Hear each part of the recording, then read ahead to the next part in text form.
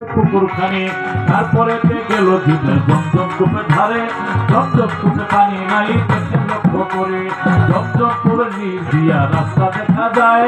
ওই রাস্তায় চললো জিবরাইল পানি রয়ে আসায় যারা ইমামুল মসজিদে ভাই ইমামুল মসজিদে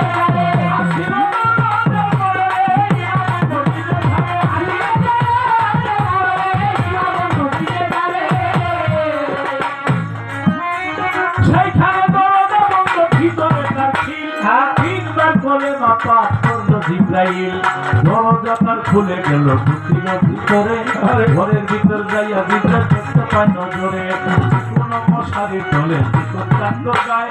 এক ব্যক্তি শোয়া আছে তার এক হাত দেখা যায় তার কনিষ্ঠা আঙুলি হইতে এক ফোঁটা করে রক্ত ঝুঁকা পড়ে একটু দূরে যাইয়া রক্ত পানি লাগার ধরে কনিষ্ঠা আঙুলি হতে এক ফোঁটা করে রক্ত ঝুঁকা পড়ে একটু দূরে যাইয়া রক্ত পানি লাগার ধরে তার পানি সে তৈয়া করে পানি সে তৈয়া করে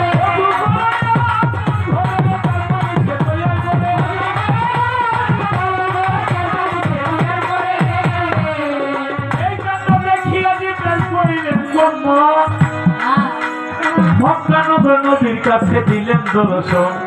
আইসা দেখে উজু করে দিনের ময়দান ধরে জিবরাইল পাইল না পানি পানি নদীর ধরে নবী গো আমি জমজম কূপের নিচে গেলাম শব্দ কালার মধ্যে কোনো পানি পেলাম গেলাম নিচে গিয়ে দেখে আমি 4 নম্বর আসমানে চলে গেছি সেখানে একটা চিকন চাদর গায়ে দেওয়া এক ব্যক্তি শোয়া সেই দিন আপনি জিবরাইলের 600 টানা একবার বাড়ি মারলে 70,000 মাইল রাস্তা থেকে আরো এগিয়ে যায় আমার আগে আপনি 4 নম্বর আসমানে কিভাবে গেলেন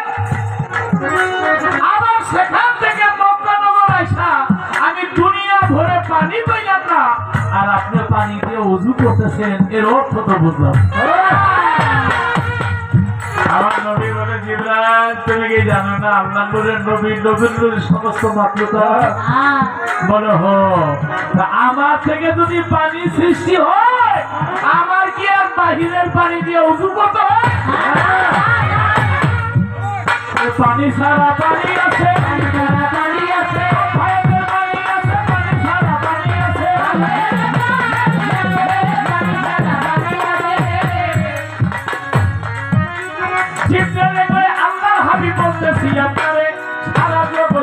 পানি পাইলাম না সংসারে আইসা দেখে রুজু করে